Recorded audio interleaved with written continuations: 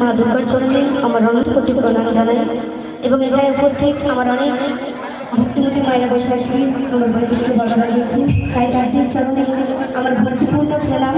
এবং যারা সব থেকে বেশি আনন্দ দেবে, এটা পেছন থেকে থাকলে সামনে যেতে হবে, তাহলে গানটা শুনতে পারবে। এই গল্পগুলো দেওয়া আছে ইষ্টমিটের জন্য, সামনে গেলেই পরিষ্কার শুনতে পারবেন।